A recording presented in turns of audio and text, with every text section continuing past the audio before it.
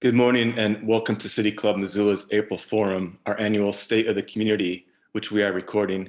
My name is Brett Rosenberg and I have the privilege of serving as the chair of the City Club Board of Directors, and I am delighted to see so many people joining us today virtually.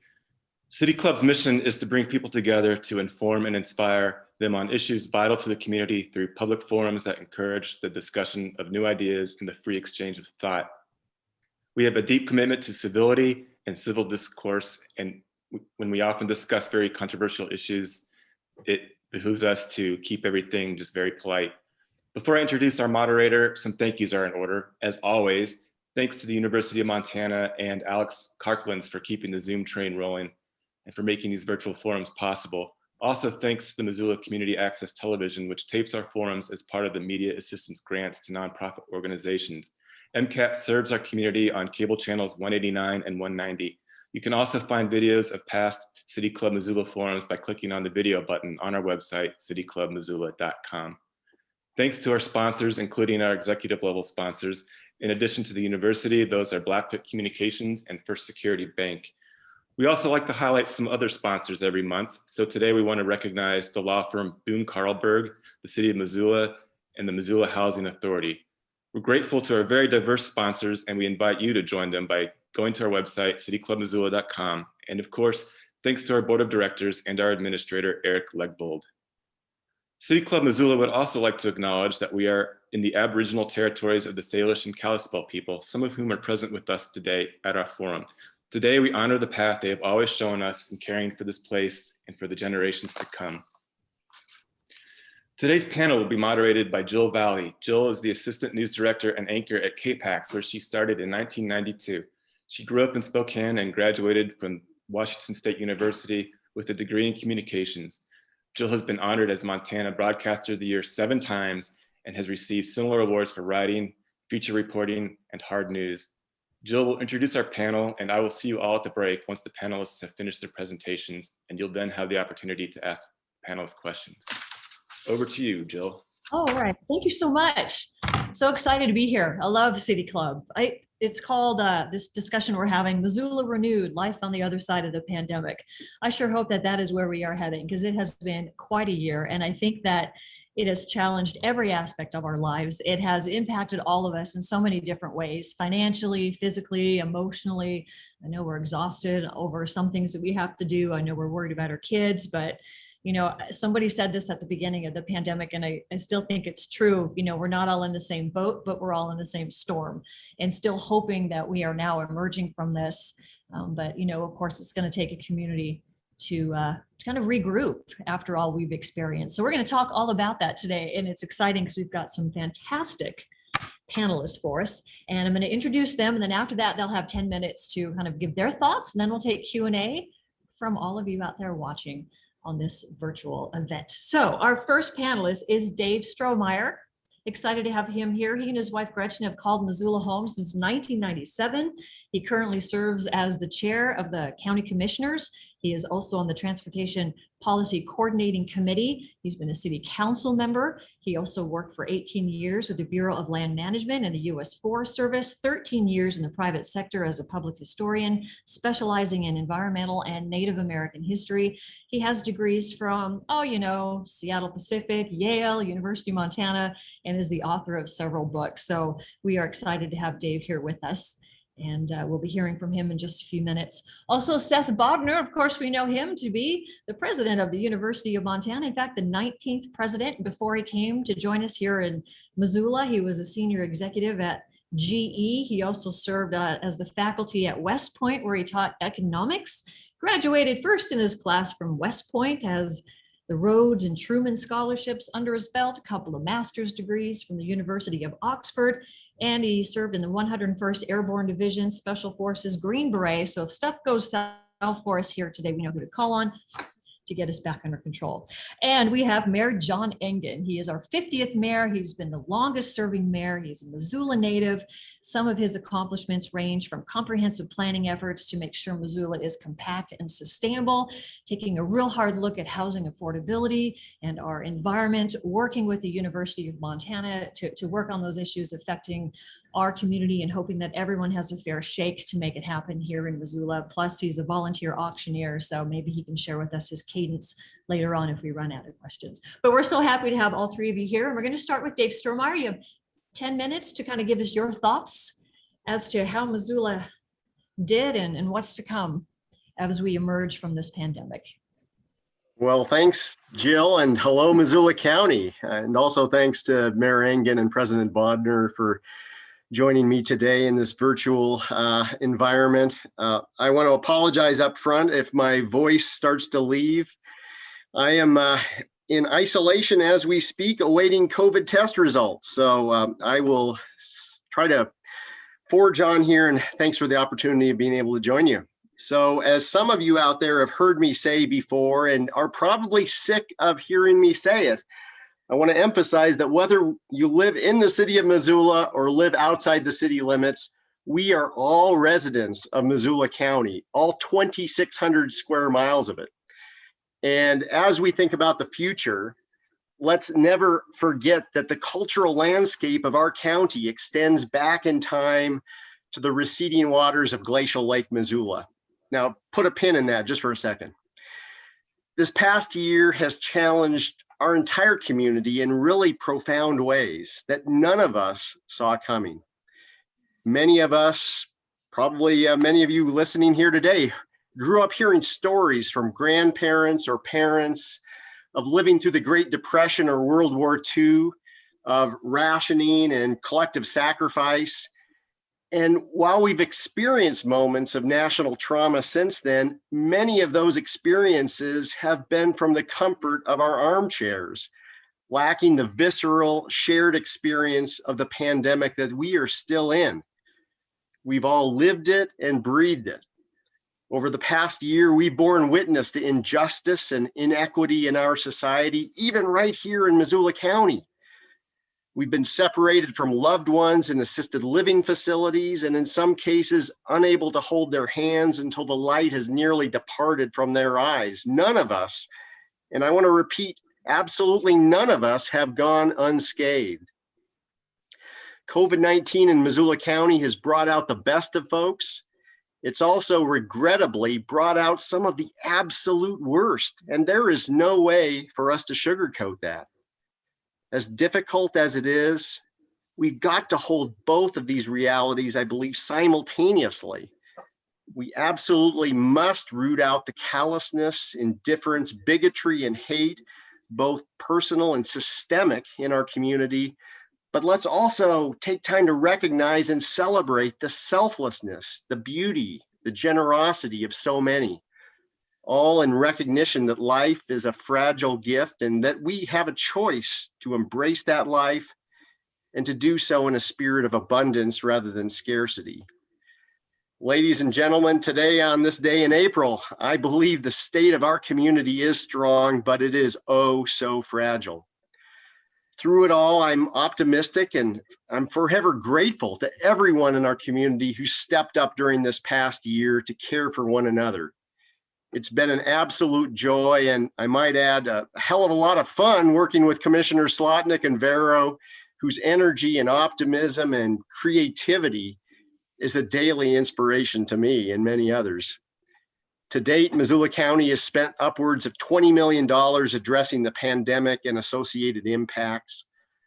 Thanks to our finance department and many others, we've navigated the federal requirements of the CARES Act and FEMA to cover these costs and avoid retrenchment or local taxpayers covering the financial burden. My thanks go out to the entire Missoula County team in responding to the pandemic, to the Office of Emergency Management, City County Health Department, Partnership Health Center, and first responders who've conducted contact tracing, testing, and now vaccinations. The same could be said for all our community partners, from hospitals to nonprofits, to businesses, to faith communities. Unless we fail to learn from this experience, we've worked with the University of Montana and the Historical Museum at Fort Missoula and others to launch the Missoula County COVID-19 Documentation Project so that future generations understand our response to the pandemic in real time and aren't having to look back to the year 1918 as examples of how to respond to a similar public health crisis. Our 11 independently elected officials and their departments have really pushed the envelope of creativity during this past year, from our county attorney's office's pretrial diversion program to our county treasurer's office's ISAM and Map Missoula electronic tools. Our IT staff supported remote work for upwards of 1,000 users across Missoula County, and the list goes on. We even pulled off a major federal election during these unprecedented circumstances. Faced with the reality that traditional shelters couldn't operate at full capacity, we're proud to have partnered with the United Way and Hope Rescue Mission to stand up the temporary safe outdoor space, a success story that many thought was impossible. Housing obviously remains an acute challenge for our community, which is why we've hired a housing coordinator and initiated the process to develop a housing plan for the county. Our planning and grant staff have been doing double duty, pivoting from their pre-COVID work plan to spin up an emergency rental assistance program, relief fund, and small business job retention fund.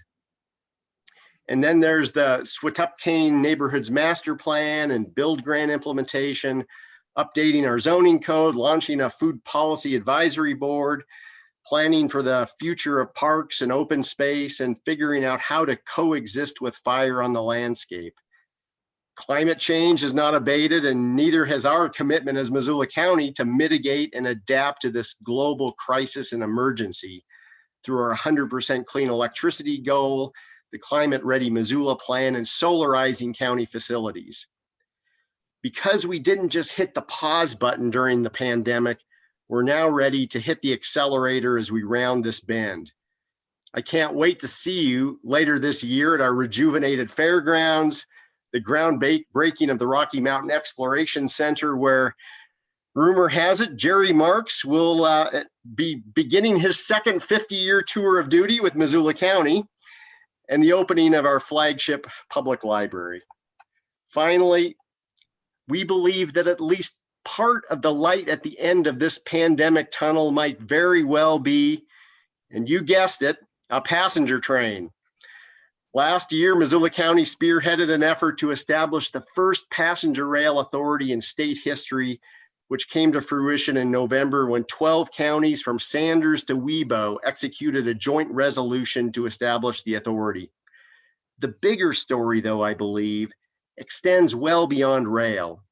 Namely, it's still possible to bridge the urban-rural, east-west, blue-red, and ideological divides that have split this state and nation apart. Now, back to that thing I put a pin in earlier. Justice, equity, diversity, and inclusion must be at the center of everything we do in this county. Yet it's an aspiration we have yet to fully realize. We've created a new community justice department, and I'm excited to say that earlier this year, we hired our first diversity coordinator, Jamar Galbraith. With the help of our county auditor, we're reevaluating how even bone-dry procurement policies, of all things, can be enlivened to address equity.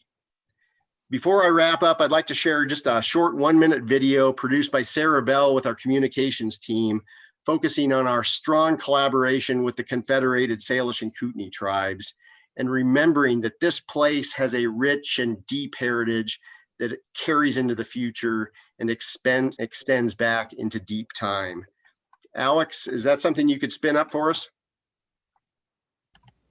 Missoula County acknowledges that this event takes place in the Aboriginal territories of the Salish and Kalispel people.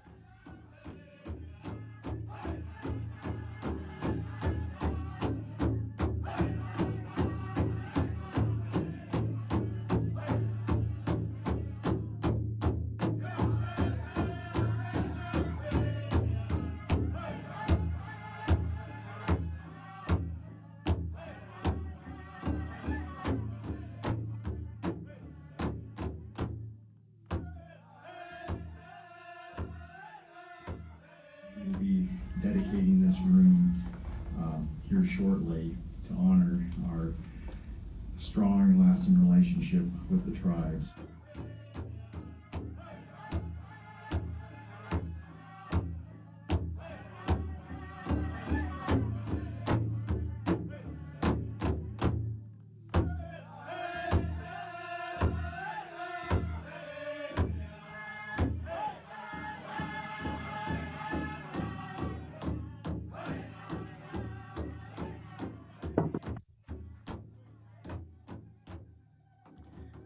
Well, thanks, Alex. And I would just end by saying gratitude and thankfulness is something that is the take-home message for me on this day and so many days over the past year.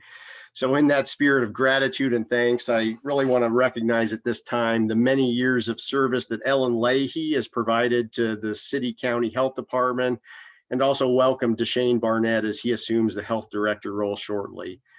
The challenge, I think, before us as we move forward is, what have we learned? What will we remember out of this experience of the pandemic?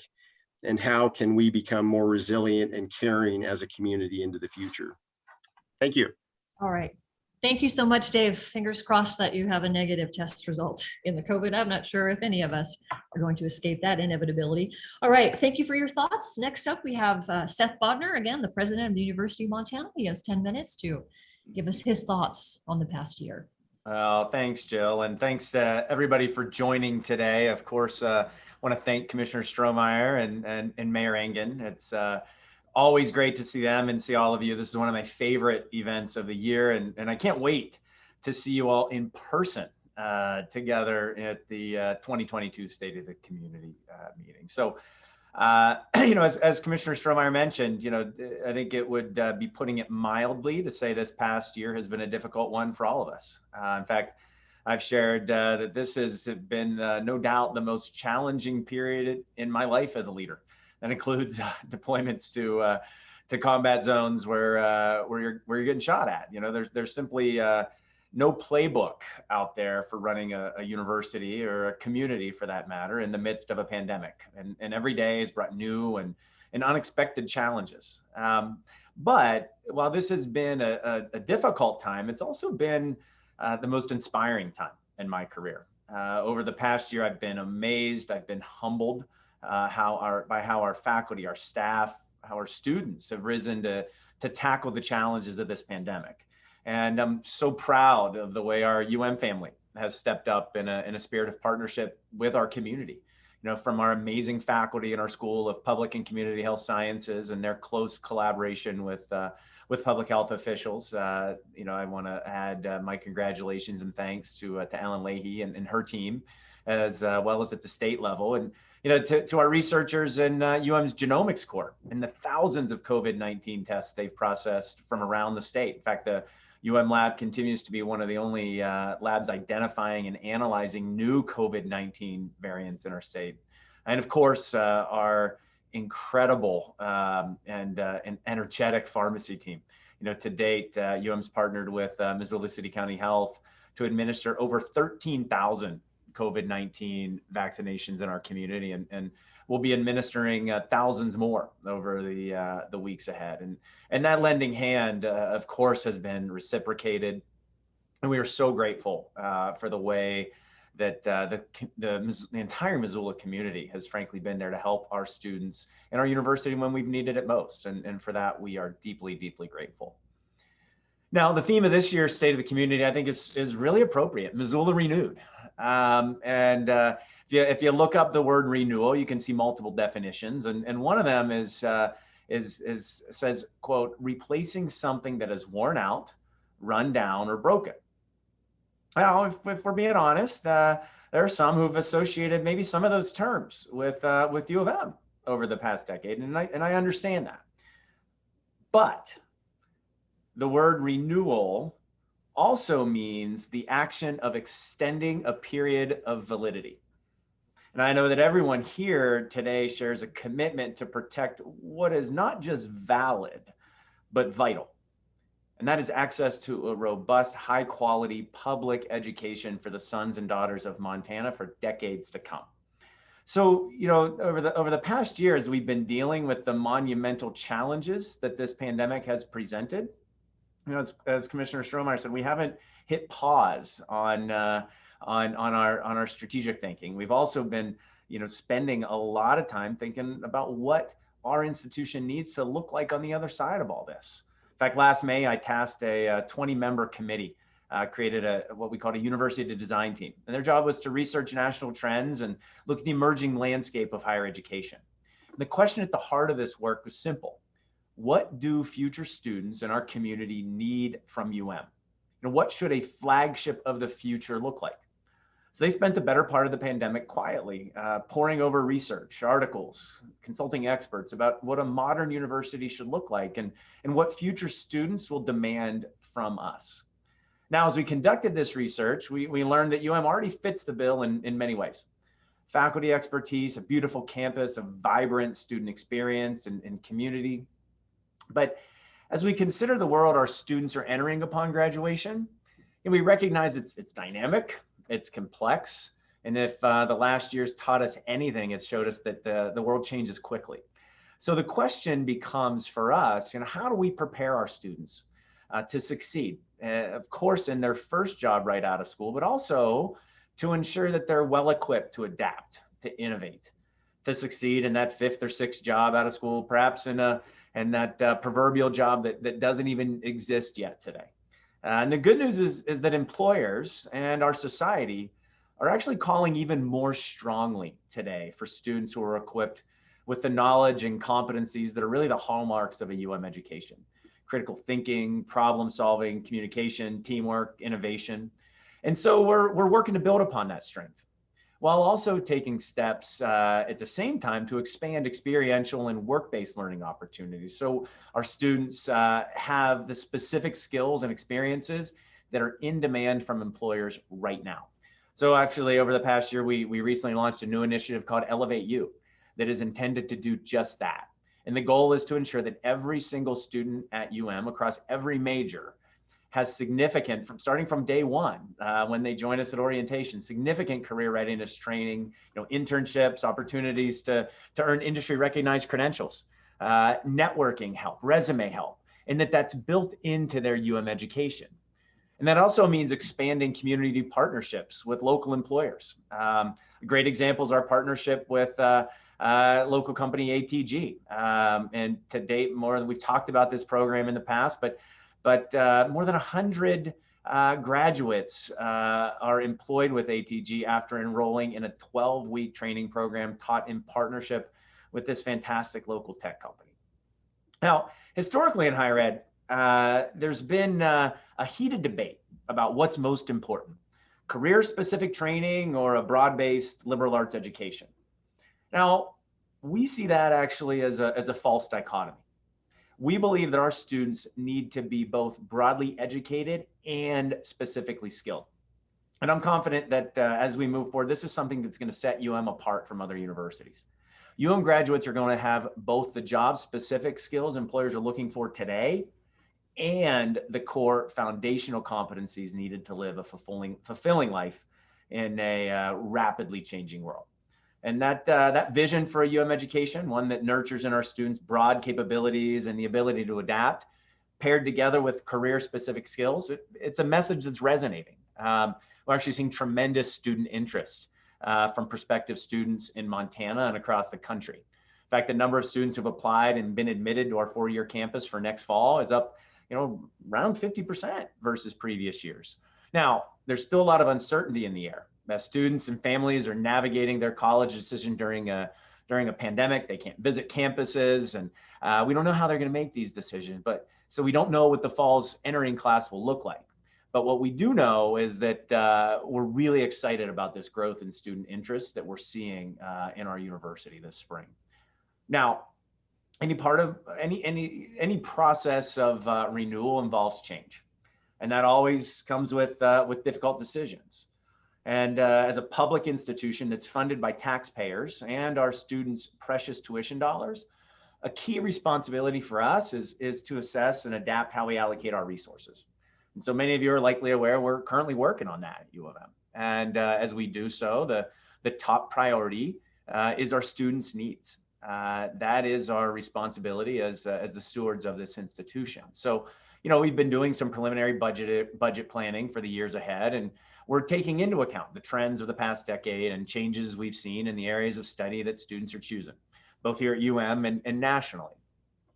And I want to emphasize an important point, because this is primarily a process of determining how best to allocate our existing resources. It's not a process of reducing resources. In fact, our overall academic budget is staying roughly constant, within a few percentage points as we move forward. But changing student trends do require that we make some adjustments in terms of how resources are allocated across the various colleges and schools within UM. So as we move forward, some colleges will see increased budgets, while others will see some decreases. And that approach to resource allocation, it's a new one here, and it will admittedly require some difficult decisions, but it also allows us to preserve and enhance our rich disciplines in the fields of humanities and the arts, while also making sure that colleges they're seeing nearly 100% growth in applications in areas like forestry, environmental sciences, health, and business, that they're able to meet the rapidly growing demands from our students as well. So as we pursue this important academic renewal at UM, many have also seen we're also undertaking the most ambitious renewal of our physical infrastructure that UM has seen in generations. Over the coming years, we'll invest around $100 million to update student-facing infrastructure on our campus.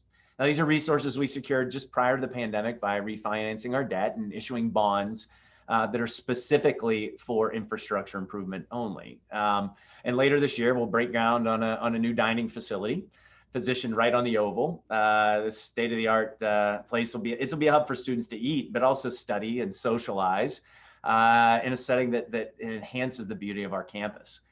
Some of you maybe know that we recently completed renovations of Panzer Residence Hall, key classrooms on campus, and will soon begin major renovations to Knowles Residence Halls, as well as Residence Hall, and upgrade the Ryman Walk, well as extend Memorial Row to connect with the footbridge right down there by the river. And frankly, at the northern end of Memorial Row will be a beautiful new home for the Montana Museum of Art and Culture.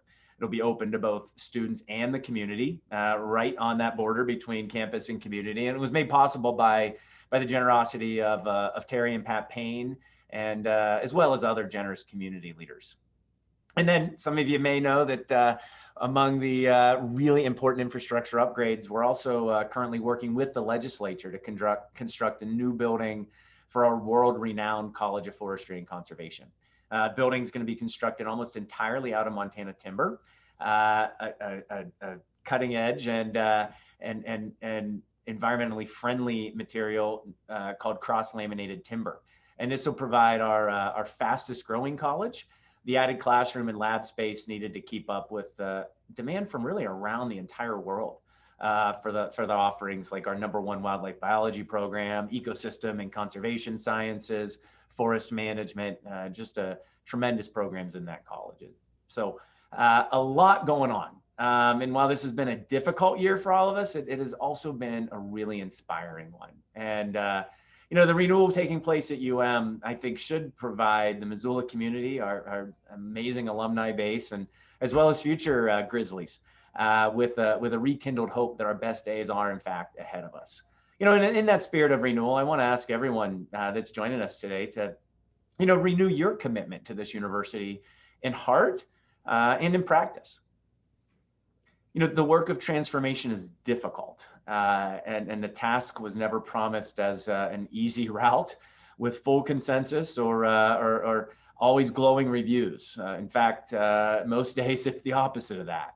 But my job, like Mayor Engen's and Commissioner Strohmaier, isn't necessarily to get everyone to agree with me, no matter how hard that may be. But my job is to ensure the University of Montana, and I think all of our jobs, is to ensure that the University of Montana renews itself as a flagship of the future, and then we're brave enough to steer that transformation. So I of course, have every faith that we can and that we will, and I am deeply grateful for your partnership with us on this journey. Thank you so much, Seth. Exciting things happening on the UM campus and beyond. All right, let's hear from Mayor Engen. You have 10 minutes to kind of give us your thoughts on the past year, such as Thank you very much, Jill. I appreciate that. Thanks to City Club, the many sponsors, to Commissioner Strohmaier and President Bodnar. I'm grateful to spend some time with you this afternoon to talk a little bit about the past, what's afoot today, and what I think the future holds.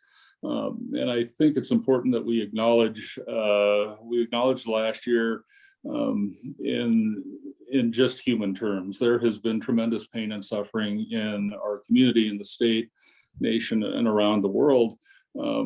To the point that we could likely be dismayed and despondent and lack the energy or commitment to move forward. And in fact, what I've seen is that through the course of the pandemic, despite the chaos and bedlam and anger and spleen, there have been tale after tale of heroicism, for lack of a better term of art.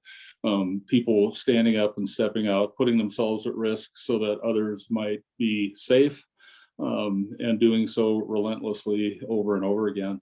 What I've seen among our team here at the City of Missoula and throughout local government and the institutions that we rely on every day to do the right thing is that they have done the right things over and over again. And they have done them quickly and with courage. We're in the business and government of generally going pretty slowly. But during the course of the pandemic, we shifted gears really rapidly to ensure that we were taking care of whatever the emergency of the day was. So we tipped up a team of local leaders who met twice a day at the beginning of the pandemic just to ensure that we were communicating appropriately, that we weren't working at cross purposes, and in fact, that we were moving the community forward and trying to understand in the midst of lots of confusion where we stood and how we might move forward. And I have to congratulate that team and the many folks who participated at all levels in ensuring that we were talking to each other and then implementing plans and procedures that were in place and inventing new plans along the way. So we have certainly not been unscathed here at the City of Missoula or in Missoula County, but we have proven ourselves resilient. And I think we have opportunities moving forward to become even more resilient than we've been. Never waste a good crisis is the famous turn of phrase, I believe, from Rahm Emanuel, and we are certainly not wasting this crisis. Whether it's learning how to conduct public meetings using technology that I'd not heard of prior to last year, to reaching out to community members who we might not otherwise hear from, to ensure that their voices are at the forefront of our conversations, to just solving logistical problems that we've never encountered before in our lives. It's been a remarkable effort, and I am grateful once again to our staff and to our partners for making all of that happen. It has been a rough year. And it wasn't just the pandemic. We had social unrest, we had electoral unrest, political unrest, and we have survived all of that, and I think learned some lessons from it. In some cases underreacted, and in some cases overreacted. But what I believe now is that we are perched on what I will call a Missoula Renaissance. The opportunities before us are remarkable.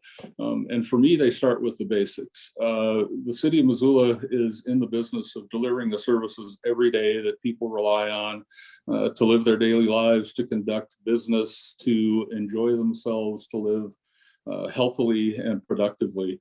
And we will continue to deliver those basic services all day long. And that means We emphasize that which we do very well, and we emphasize improving in all of those areas. So I am not a defunder of police, and in fact, my last budget called for an increase in our funding for peace officers, mostly around training, to ensure that our officers, who I believe most Missoulians rely on daily to support a safe community, have the training they need to understand what it is to be a law enforcement officer in 2021.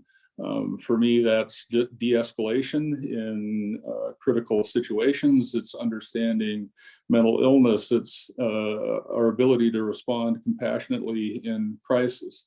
And we've extended beyond law enforcement through our fire department, through our partnership with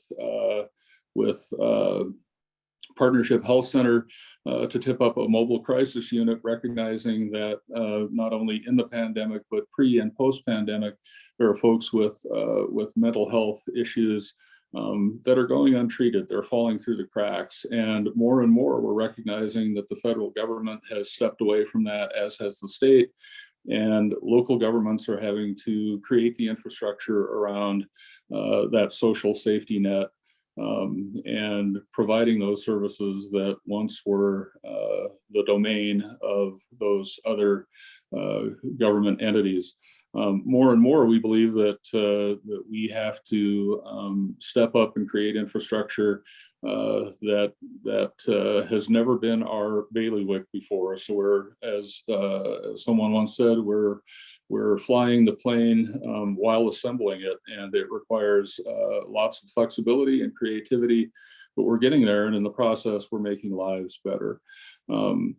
I also believe that we need to maintain our transportation systems, that we need to ensure that when someone calls 911, a trained, highly qualified fire department will respond with emergency medical assistance, or in the case of a fire, they're going to know how to put out the blaze, and they're going to have the equipment to do that. We need to make sure that our park systems, which so many people rely on, and people relied on more so during the course of the pandemic, are in good shape and adequate to meet the needs of a community that is relentlessly hungry for outdoor activities and recreation. We will continue all of those investments in the basic services that the City of Missoula provides, but we're going to do more in the future. We have an opportunity, thanks to President Biden and the Congress of the United States, and I'd like to give a particular shout out to Senator Tester, who supported the American Rescue Plan, which is helping both the city and the county and countless other institutions who take care of our communities every day, not only keep the lights on, but do more. The City of Missoula has about $14.1 million in rescue plan assistance that is coming directly to us.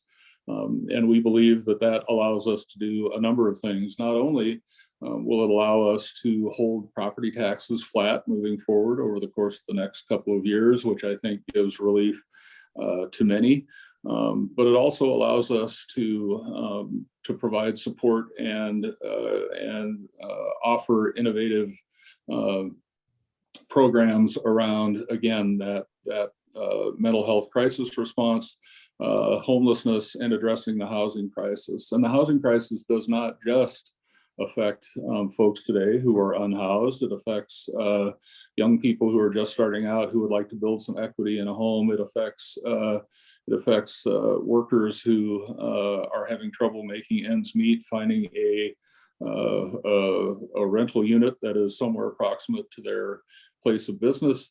It affects employers who are hiring those souls.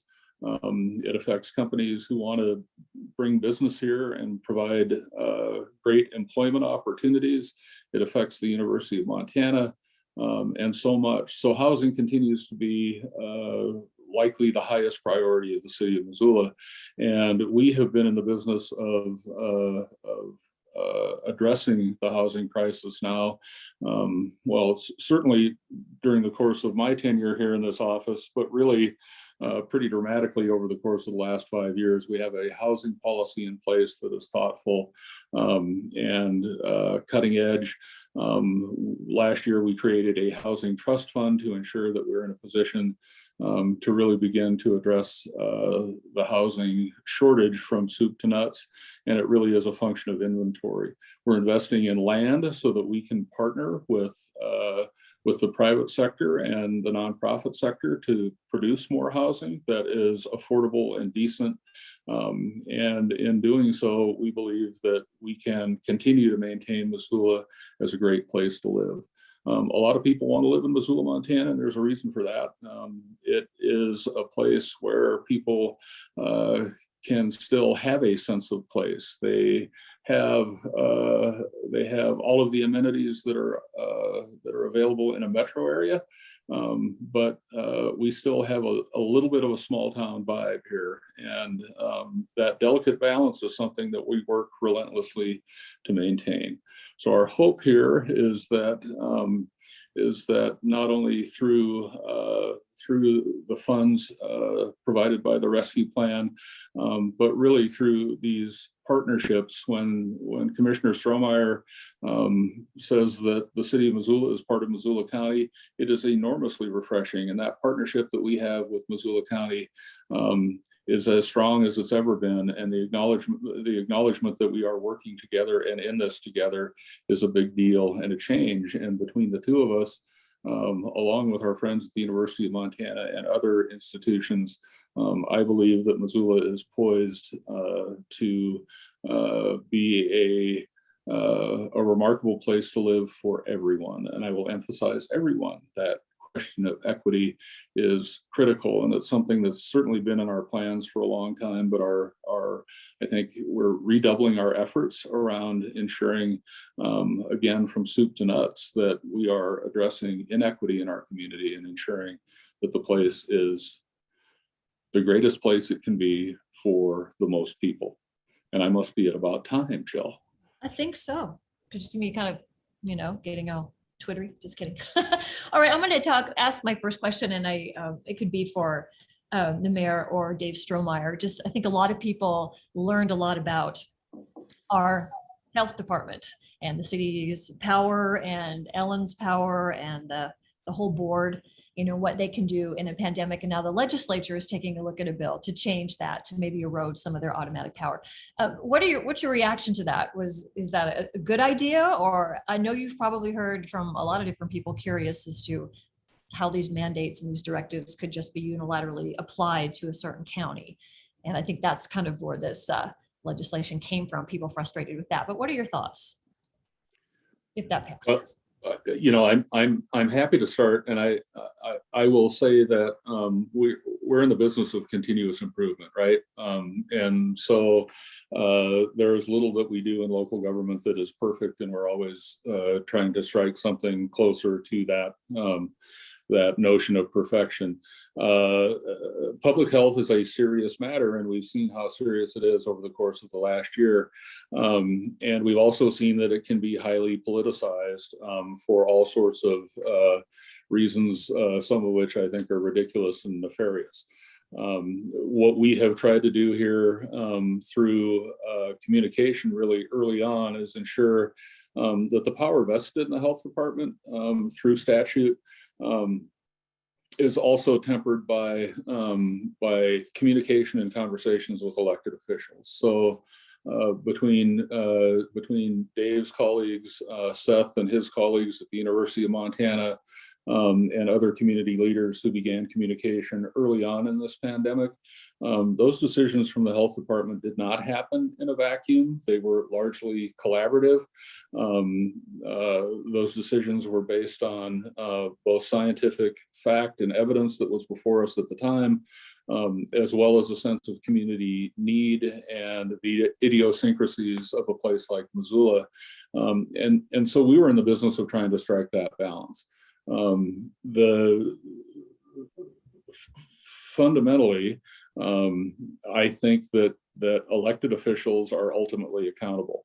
And to the degree that that accountability is built into statute, is built into the way the health departments are governed and decisions are made, is appropriate. I don't know that it's necessarily broken, but I do know that Commissioner Strohmaier and I are very interested, as are his colleagues, in having a look at the interlocal agreement that between the city and the county that governs the health department. That agreement's pushing 40 years old. I think it is definitely time to dust that off and ensure that the accountability that I believe our residents are looking for and that elected officials are looking for is there. But at the same time, we have to acknowledge that we have professional staff, professional judgment, and we need to rely on that professional judgment and those facts in making decisions. So I can tell you that I don't want to be health director and I don't want Dave Strohmaier to be health director. But I do want us to work collaboratively. And I think we're on the right path to do that. Yeah, the only thing that I would, only two things I would add is first off, the legislature is going to do what the legislature is going to do, and we will try to respond accordingly. And also in moving forward into the future, as the mayor said, we do have a very old interlocal agreement, and we will be taking a hard look at that in the context of whatever legislation comes out of Helena. The second piece is, and this goes to the mayor's point of it probably not being a good idea that either he nor I nor any of our other elected colleagues serve in the role of health director. I absolutely don't think that the public wants us to be having to convene every time there's a public health emergency, such as maybe a sewage spill in a restaurant or whatnot, and having to make a decision on immediate action. And so from that standpoint, it makes a whole lot of sense to retain some level of authority with the health director, with the health board, to be nimble enough to respond to those emergency situations and emerging situations that require fairly speedy and quick action. And so that's something that we push back on with the legislature is if you're going to be throwing some water, don't throw the entire baby out with the bathwater here. Let's be more surgical than that. Okay. I don't know if President Bodnar had any thoughts on that. We do have some questions though from our virtual audience out there that we could ask. I just want to point out what everyone probably already knows, and that it's now question and answer time. Someday we'll be back to our table talk format, but for now, I'm afraid that we'll have to stick with our Zoom system. We ask that you keep your questions civil and avoid making blanket statements, and use the Q&A function on Zoom. I think everyone is an expert on Zoom by now, and if not, I think we're in deep trouble. And we have some people behind the scenes who will forward the questions as time allows to Jill, who will then ask the appropriate panelists. And I will now disappear myself again. Thanks, everyone. Just popped up. All right, we do have a question from Russ, and it's for President Bodnar. Have you considered implementing the very successful Experience One program at Western on the Missoula campus? Yeah, thanks, Russ. It's a great question. For those of you who don't know what Experience One is it's basically they call it a block schedule, where rather than taking a whole host of courses, 5 courses, be it a full load for the whole semester, you take one course at a time for 3 weeks. You really focus. It's a great model of learning that works really well for some students. And Western has built upon success seen in that program at Colorado College and some other places. And so the short answer is yes, we have looked at systems like that. It is, and on a program by program basis, it can work. It's a little tough at a large flagship university to revamp the entire schedule like that when you have grad programs and a whole and a broad range of activities. But we have looked at ways to really focus in and enable that direct learning. One of the things we really put a larger emphasis on was summer when I joined back in the middle of 2018, and frankly since then we've actually seen a 30% increase in the number of students taking summer classes at U of M, which does give them time to focus on one course at a time for a shortened period of time. This year, we actually did a winter session with great reviews from our students and our faculty. And we're looking to see if we can extend that winter session in future years. So we are working to build upon an experience one-like model, a block schedule model in winter and summer sessions. The regular semesters make it a little bit more difficult, but we are looking at that. And in fact, we do have the former provost of Colorado College that had great success with the block schedule. That former provost is a Missoula native named Dr. Alan Townsend, and he is currently just joined us this past year as the dean of our College of Forestry and Conservation. So we have some great expertise to draw upon there, but really good question and really important one. Awesome. We have another question from someone who's watching, from Heather. She'd like for you three or two of you, or just to talk about how the different entities are working together to actually meet the growing demand for housing that is affordable. And that's different than affordable housing. You know, if you have a decent job and you have to buy a house that's $350,000, that's not necessarily housing that's affordable. So how is that going to be addressed? I know that's a big part of the mayor, what you've talked about, but when you deal with the city and the county and even the university campus, how's that gonna happen? Because we talk a lot about it, but it's not there yet.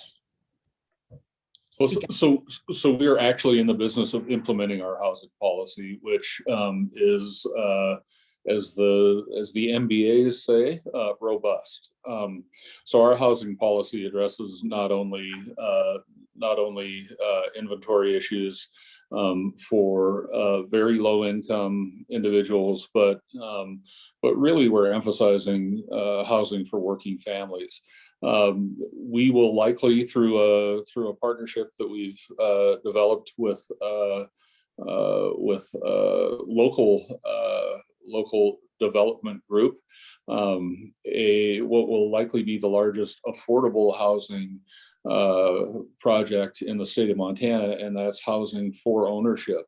So that's a function of us doing land banking, that is us acquiring the land to begin with, which is a significant factor in the cost of housing, and then also applying our resources to buy down costs of infrastructure, and then ensuring through those partnerships and through our investment that there is long-term affordability there. This is a model that we believe can be replicated throughout the community. We're currently in the process of reimagining a portion of the West Broadway corridor where the now infamous Sleepy Inn Hotel is.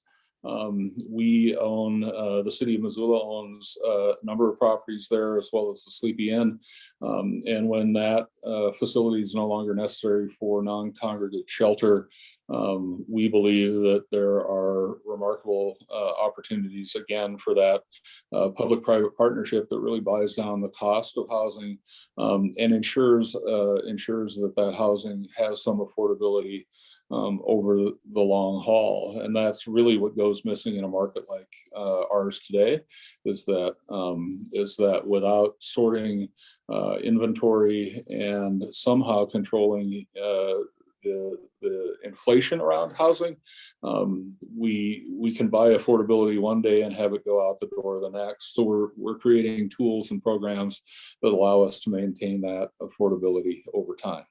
Missoula County has been a great partner, and now that they have done what I did a number of years ago, and that's hire somebody to actually drive the train here, we expect great things in partnership with Missoula County as well. Yeah, a few things to add.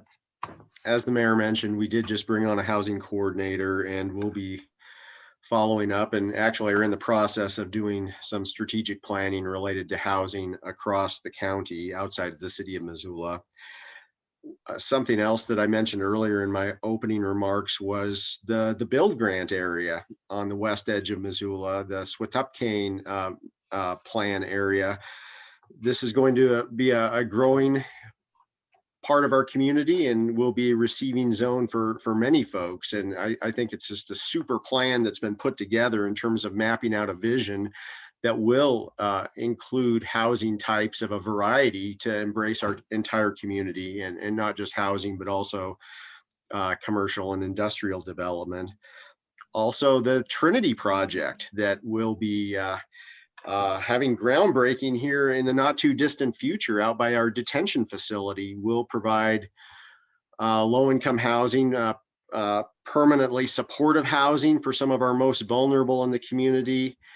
And I think the list goes on. We are all about implementing plans and not just creating plans that sit on the shelf. And it is, to use the mayor's analogy, we're building the plane a bit as we are flying it, or the train's being constructed as it's going down the tracks, to use a different analogy. But we are all about thinking as creatively as possible. You like those trains, don't you, Dave? I would So like to I'd say add to that, that too. I mean, oh, sorry, John. I was just going to say the commissioner has a one-track mind. Oh, there you go. Tip your I've server. been waiting to use that one, I think. Right? We, you know, and the university plays a role in this as well, right? We have a large student population that's looking for housing. I mean, we have university apartments that are fantastic.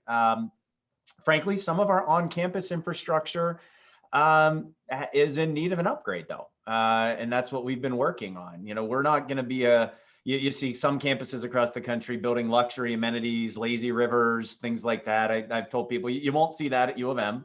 I said we don't need a lazy river. We have the Clark Fort already. We've got a beautiful campus, but we do need infrastructure, in particular housing and dining options that are up to par, and that's one of the reasons we went out and did this debt restructure. We did a study that showed our campus infrastructure back in 2019 was our age of plant ratio was about 30% older than peer institutions. Some of our dorms had not been updated in decades. Our newest dorm on campus was built in 1992. And so that's Panzer. We did a renovation of Panzer. We'll be focused on Knowles and the other residence halls. Again, not to create luxury per se, but good, safe, affordable housing, which when we do that, it just increases the supply of housing in the community and helps solve those problems. So it's one of the reasons we went out and did that. We saved at a really low interest rate, saved a bunch of money in interest expense, $9 million, as well as freed up capital to invest in this important need for our community. Seth, sticking with you, I imagine that recruitment is going to be a big deal, since I imagine not as many people were going to college. Everyone's on pause because they weren't sure what was going to go on. Is that, I love the word robust, but I mean, are you pushing that a little bit more to recruit more kids just to kind of recover from what we saw over the last year?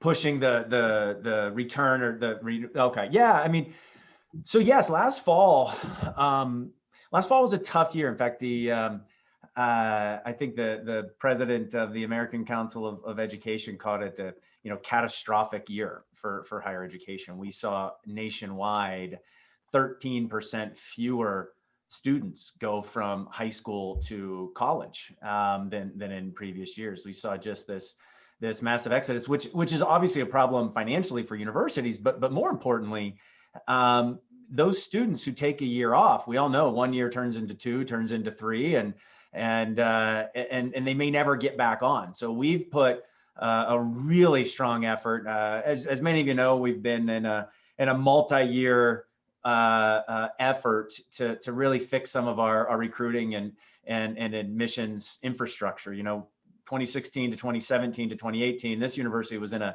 accelerating decline in terms of the number of students who've applied and admitted. Went from, I think, just over 8,000 in 2016 to 7,000 in 2017. By the time we hit 2018, we're down to 6,000. And, we stabilized in 2019, saw growth in 2020 in terms of the number of students who've applied, but we didn't see those students kind of come to college. So what we've done is renewed those efforts.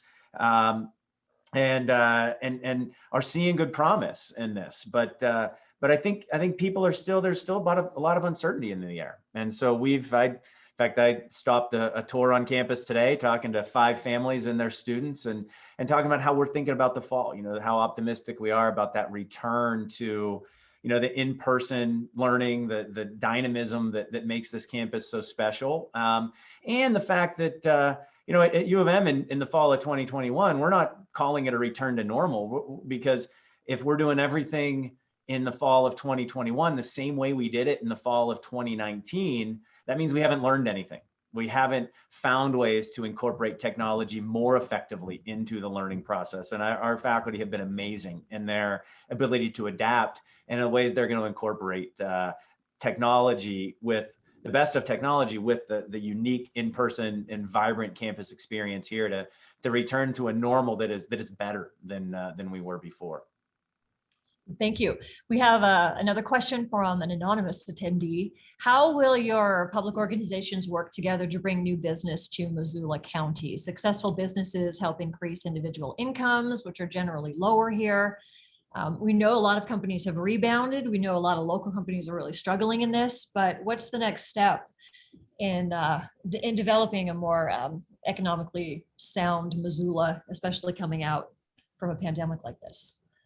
Well, I can jump in with a couple things. First off, making sure that we retain the quality of life that so many folks find attractive in this region is the baseline, I think.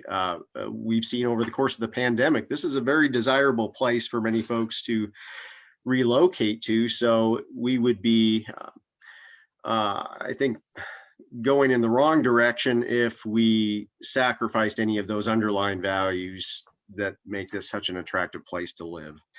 Beyond that, so Missoula County has just recently formed a targeted economic development district out by the Y.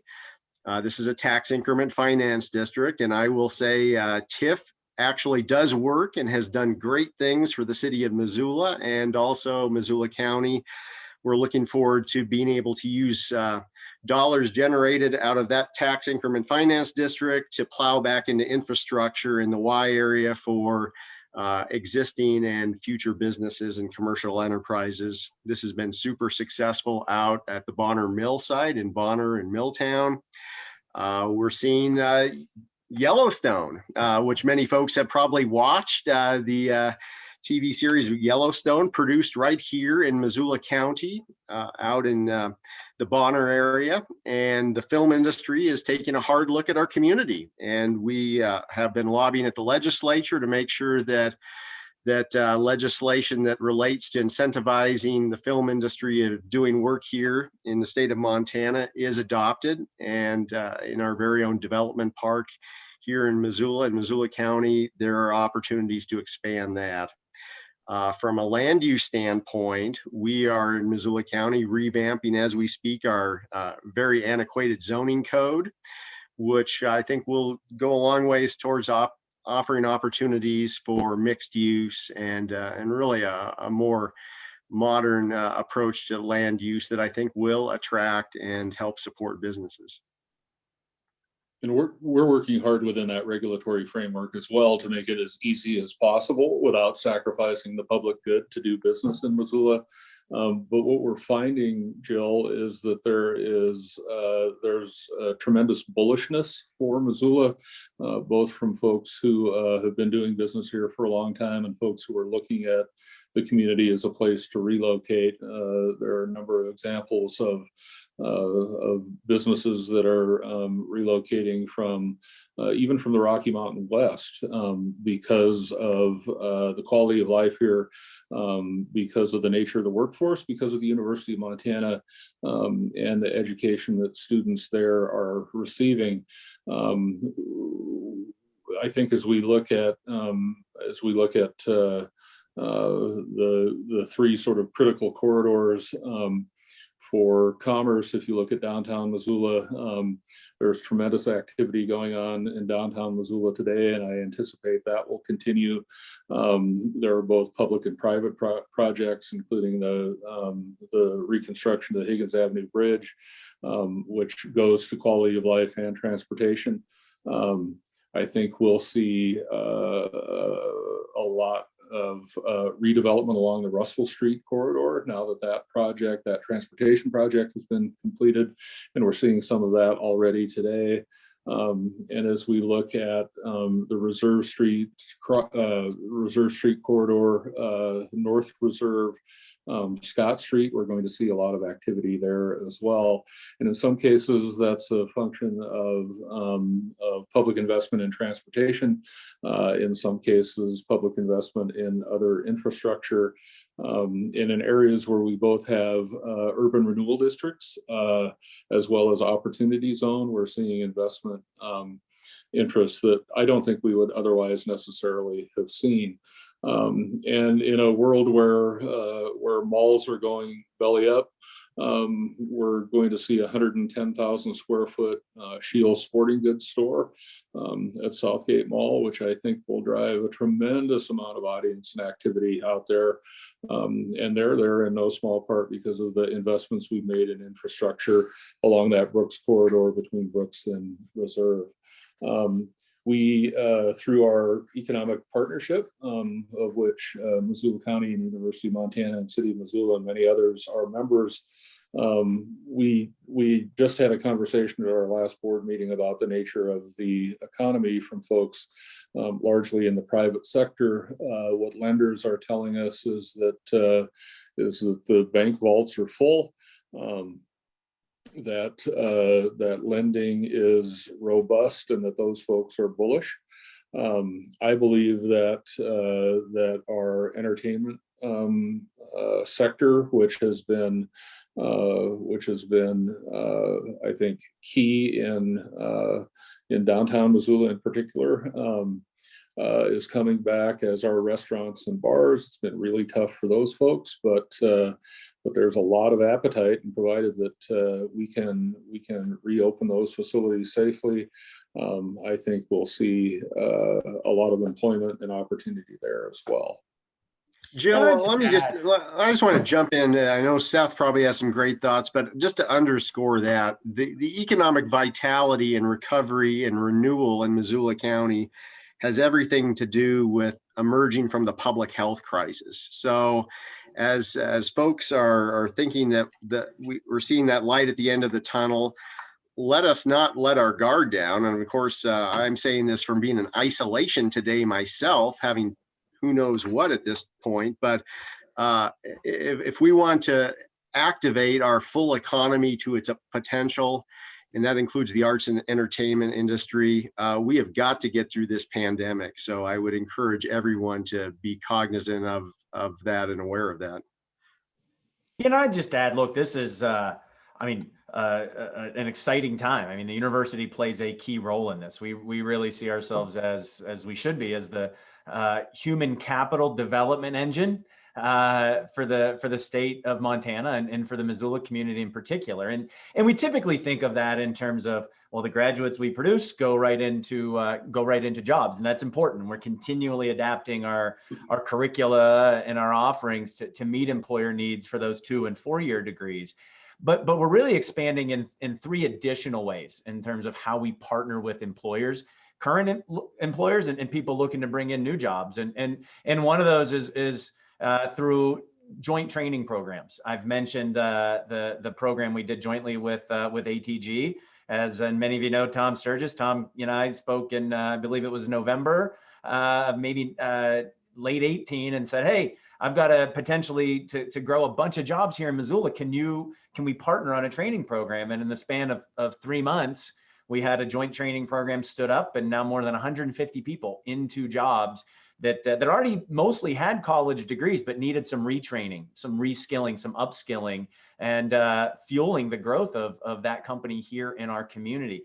We're doing some others as well. The second area, though, is in creating what we call industry recognized credentials. So if I'm a student studying, name your subject, business, history, economics, that then in addition to my degree, I also can get a certificate in data science, a certificate perhaps in logistics. We're currently working with Wilson Logistics, a great company that has roots here in Missoula, on a certificate in logistics, to add to a student's kind of resume, so that whether I'm a history major, a business major, I can go work in the logistics realm. And then the third area is in partnering with employers. For companies to grow, it's not just about hiring new people. It's about making sure that we're continuing to meet the education needs of current employees as well.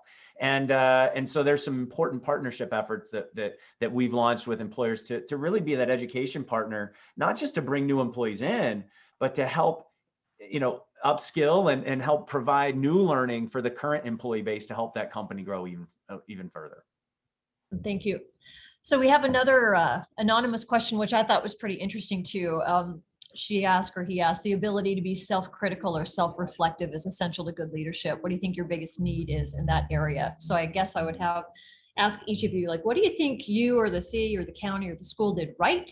What was a misstep that you do differently in the future? And then what of this pandemic do you think will actually benefit us in the future? And what might we take with us from this experience? I guess we could start with Dave.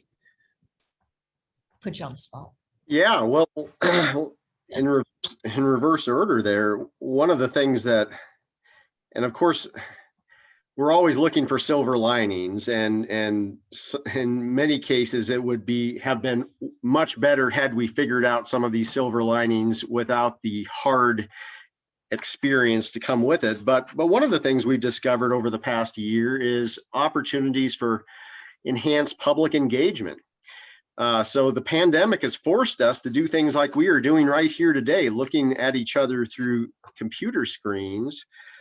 And to some extent, that's never going away. We are never going back to how it was a year ago, where we did our meetings in person entirely and did not have this option for public participation via this sort of media. I think that has expanded our ability to reach out to folks who otherwise, with Missoula County in particular, we reach all the way up to Condon, down to Lolo, out to Clinton, and then west to 9 Mile. It's difficult for folks to attend our meetings in person at a convenient time of the day. So to be able to access us via this way and have hybrid meetings, both virtual and in person, I think a lesson that we've learned that is something we will carry into the future. I think we have, even in the course of the pandemic, and I mentioned this earlier in terms of not wanting to hit the pause button, because there is a lot of good work to be done even when we're dealing with crises. And one of those is doing a better job of reaching out to the public, surveying the public of what their hopes and goals and priorities are for Missoula County. So this past year, we did a community-wide survey that asked members of the community those exact questions. And that was one of the first times we've done that as a county. And I think that's something that we've maybe not done as good of a job on in the past as we should have. And we will carry that forward into the future also. Mayor? And I very much appreciate Dave's remarks, and that engagement piece holds true for the city of Missoula as well. I think our biggest challenge is communicating everything that is going on, because there is a lot, and anymore we're not only struggling to communicate, but we're also struggling to address misinformation. The old days are gone. It used to be you had your 3 networks and your daily newspaper. Those were the sources of news, and they were largely credible. And to a certain degree, while certainly the Fourth Estate was engaged in its role as a critic on occasion, and shining light on the doings of local government. There is so much information through so much misinformation in many cases through social media, that it's really tough to get the facts out there. And we're not built as a communication machine. And in fact, for a long time, communication for local government was considered a frill. And anymore, it's something that we need to continue to emphasize so that folks know more of what we're doing, that they have credible information as they make decisions, and provide us input around the decisions we make. So emphasizing communication and engagement is a continuing challenge. And today, we have a wonderful communications director who is one person, and we need more than one person in this environment to really make sure that folks are as aware as they need to be. Thanks, Mayor. Mr. Bodnar, what we did right, what we did wrong, what will really carry over into the future from our experiences here?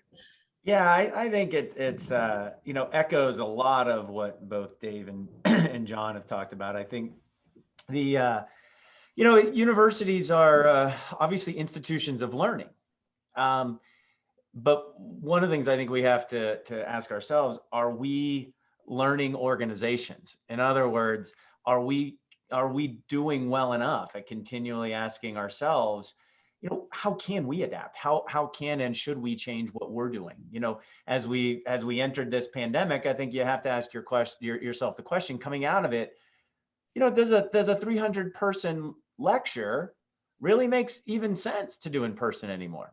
Or should that be recorded beforehand and then that precious class time used for discussion and interaction? I think we've seen this, this pandemic and the way we had to adapt, force some important, questions about some pretty foundational underlying assumptions, and that is in-person learning is all the time better, right? And I think what we have to say is, and we talked about this before, if we just go back to quote unquote normal in the fall of 2021, and it looks the same as the fall of 19, then we fail. And so we are right now saying, okay, quality is important to us, so is access. And so how can we use technology to improve access, to have that student who's in Great Falls or Colorado perhaps be able to continue to learn at the University of Montana? And we're enhancing the number of online offerings that we have, as well as creating more flexible pathways for students, again, and even for that in-residence student. How might our professors and our faculty are working through this right now? How might they leverage technology, again, for what it's best for, perhaps pre-recording lectures with some questions, you can get some feedback, and then utilizing that in-person experience for that direct back and forth, the flipped classroom. So I think, for us, we always ask our students to be reflective. And I think we've had to realize, look, it's important for us to be reflective. It's important for us to be humble. It's important for us to, and we've had to do this through the pandemic, really draw upon the expertise of the entire university. We've made decisions about in-person instruction, about how we adapt our campus operating posture in open collaboration with the City County Public Health, but also with faculty members here on our campus twice a week, meeting in large groups, saying we need to make sure a lot of voices and a lot of expertise are brought to bear. And it made our process and our plans for this year 1,000% better by having that level of engagement and asking questions about how we can do things better. So we got to take that forward. All right, thank you so much. We have another question, and you all can chime in on this one. What do you think of vaccine passports as requirements for on-campus students, large music events, those types of things? I don't know if we're there yet, but if that were to come to pass, what do you think? Is that going to work? Oh, well, I'll break the ice. I have not given that a great deal of thought. My first priority is, folks, just doggone it, get vaccinated. It's critical to do, and how that is recorded or used as a point of entry for certain events and such is a separate question I don't have a good answer for today, but getting vaccinated is absolutely key. And that's really where our focus is here at the university too. I mean, again, our a huge thanks to our pharmacy team and our events team. And I mean, this is, you want to, tireless defines what they've been doing, getting out there and getting vaccines and to as many arms as possible. And we've opened vaccinations not just to employees and their families, but also to all of our students. Our goal, in fact, I just spoke half an hour before this meeting. I was in a freshman biology 105 course, talking to all of them about the importance of getting those 2 doses, or in the case of Johnson & Johnson, 1 before they head out for the summer. And so we're really in that mode of encouraging the widest spread vaccination possible right now among our community. There are a lot of complexities involved with passports and requirements, and at this stage our efforts are frankly have been focused on getting people through those clinics. They're Yes. good. Oh. Yeah, and we need to continue to get shots in arms for sure, and that continues to be our emphasis. If everyone is doing something different, that is a challenge, and that's been the challenge throughout this pandemic. So if there is a vaccine passport, I hope to hell that the federal government gets engaged in that, because I don't think it happens any other way. Awesome.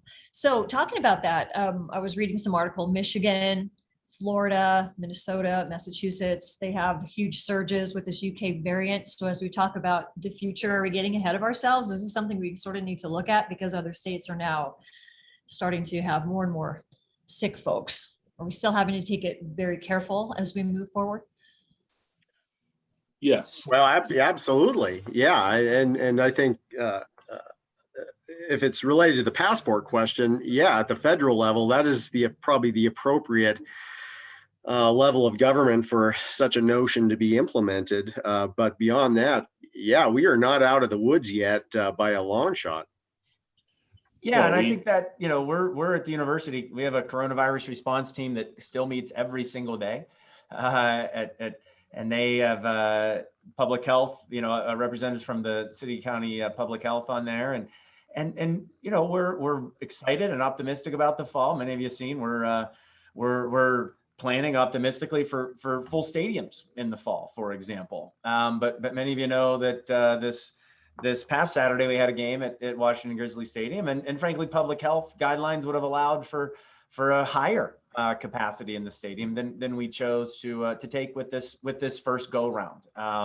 Because I think it's important that we manage through this. We take those incremental steps as vaccinations are increasing to ease back into what hopefully becomes soon a post-pandemic environment. Anyone else? Gotcha. It's frustrating. People they're so sick of this. They're so tired of this, and it's so exciting, but then you got to take a look around at what's happening in the country. And there's this variant, and I know Montana has had some, so I'm just hoping for the best, I guess. Here's an interesting question as we wrap up. We have about 7 minutes left. And they admit the question borders on the philosophical. Our speakers, all of you, when describing our life together in Missoula, use the expression quality of life more than once. Apart from our institutional and economic growth, how do we enhance our quality of life here and our relationships with one another, considering what we've just experienced in the last year? Well, I occasionally hear from folks, if I could do anything, what would I do as mayor? And I would make sure that everyone had a clean, safe place to live, full belly, access to healthcare, access to education, and somebody in their life who loves them and cares about them. And through the pandemic, I think we've seen people maybe reaching out a little bit more to their friends and neighbors, being a little bit more compassionate, a little more caring, a little more selfless.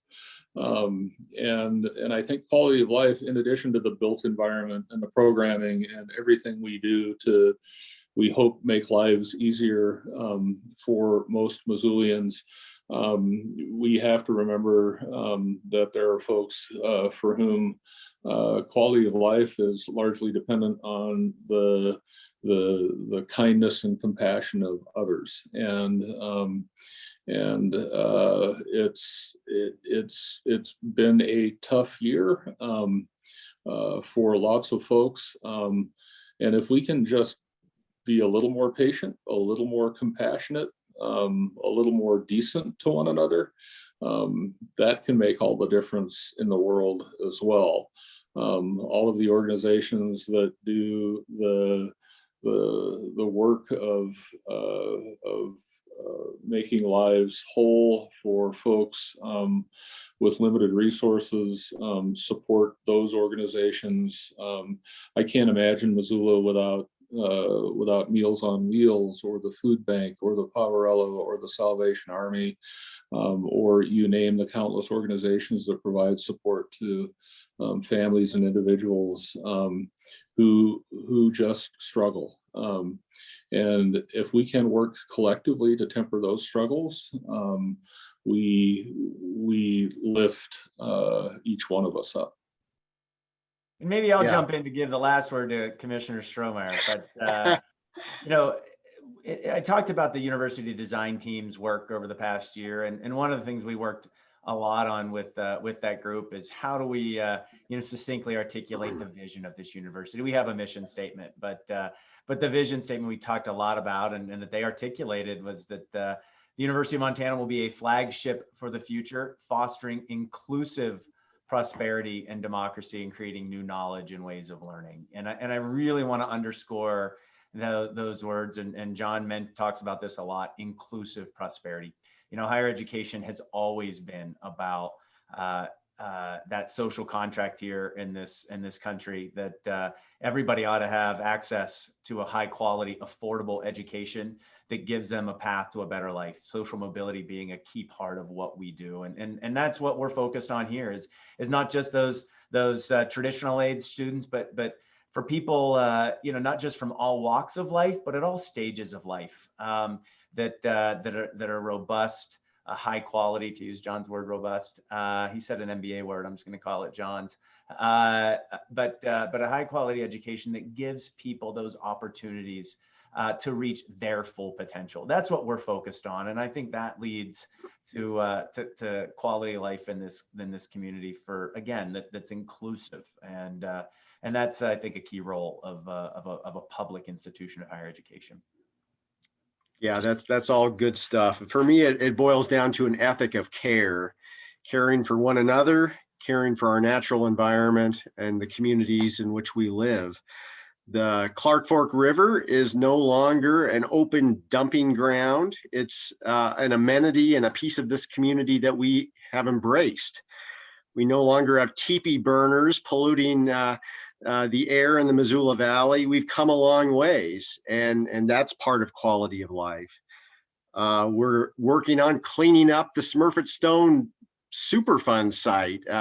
That's part of what it means to enhance the quality of life, and it also means giving each other the benefit of the doubt, remembering the golden rule, and really showing the love and respect to our fellow human beings in this community that they all deserve. So that's all part of what defines, for me, Missoula and Missoula County's quality of life. Okay, in 10 seconds or less, quickly, when do you think we might be back to normal, if you had to predict? Mayor, go. There is no normal. Okay. Mr. Strohmaier? Same It's answer. part of a process. We are moving along as quickly as we can, and this is maybe what you see is what you get for a while. All right, Mr. Bodnar. Well, some of you know I'm a baseball fan, and that great baseball philosopher Yogi Berra once said, "Predictions are hard to make, especially about the future." And we've definitely learned that with this pandemic. What I will say, the other side of this pandemic for us is a improved normal. It's a new and improved normal, and we're gonna work our way toward there incrementally. I don't think it's binary. I think this is an analog process. Thank you. All right, Brett. Commissioner Strohmaier, President Bodnar, Mayor Engen, Jill Valley, thank you so much. I think we are very fortunate to have such capable and accessible leaders. Agree or disagree with them, they're always there for us, and I certainly appreciate it. Thank you so much. And again, thank you to our sponsors, particularly the University of Montana, First Security Bank, and Blackfoot Communications. And most importantly, thank you to our audience. We couldn't do this without you. Earlier in the forum today, Commissioner Strohmaier mentioned some sort of food policy afoot in the county. Well, please join us next month. I think it's May 10th for our forum, which is entitled Sowing Local and Sustainable Food Systems in the Garden City. I think Commissioner Strohmaier can predict the future, and he did so, and we look forward to seeing you then. Thank you very much. Thank you all. Thank you. Thanks, everybody.